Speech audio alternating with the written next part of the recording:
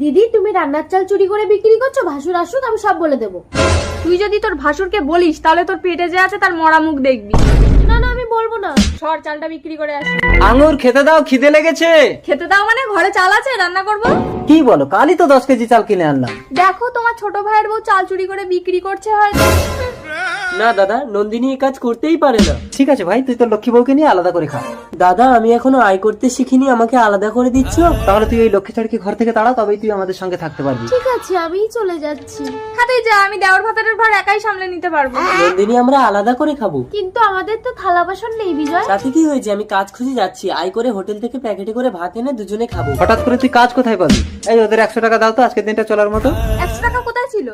আরে কালই তো আমরা দুই ভাই কাজ করে তোমার হাতে 300 টাকা এনে দিলাম। তুমি কি আমাকে সন্দেহ করছো? হ্যাঁ তো, চাল না হয় বাইরে থাকতো, নন্দিনী চুরি করে, কিন্তু আলমারির চাবি তো তোমার কাছে। ও নন্দিনীর পেটে বাচ্চা হলো, তাকে তোমরা মাথায় তুলে রেখেছো? ঠিক আছে, আজই আমি ল্যাংটা বাবার কাছে গিয়ে আশীর্বাদ নিয়ে গর্ভবতী হয়ে আসবো। আঙুর, আলমারির চাবিটা দিয়ে যেখানে খুশি যাও।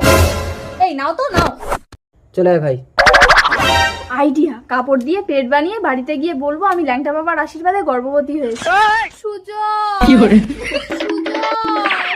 এ কি আঙুর, এটা কি করে সম্ভব? ল্যাংটা বাবার আশীর্বাদে সব সম্ভব গো। ঘরে এসো দিদি। আমাকে একদম ছবি না ডাইনি, তোর অভিশপ্ত বাচ্চার ছোঁয়া লাগলে আমার বাচ্চার ক্ষতি হতে পারে। বিজয়, তোর বৌদির পেটে ব্যথা হচ্ছে, ডাক্তারকে ডেকে আন। হ্যাঁ যাচ্ছি দাদা। দাদা ডাক্তার। ডাক্তার বাবু, আপনারা দুজন বাইরে গিয়ে দরজাটা বন্ধ করুন, আমি দেখছি। দেখি পেটটা খোলো তো, এ তো নকল পেট। এই নকল পেটেই আপনাকে আসল সন্তান প্রসব করাতে হবে। কি করে? তাই এত ঝুঁকি নিয়ে কাজ করে আমি কি পাবো? আপনি প্রতিদিন চেকআপের নাম করে আমার কাছে চলে আসবেন, আমাকে পেয়ে যাবেন। ডাক্তার বাবু আঙুরের কি অবস্থা? কন্ডিশন খুব সিরিয়াস, সাইডে পেন হচ্ছে, আমাকে প্রতিদিন চেকআপের জন্য আসতে হবে।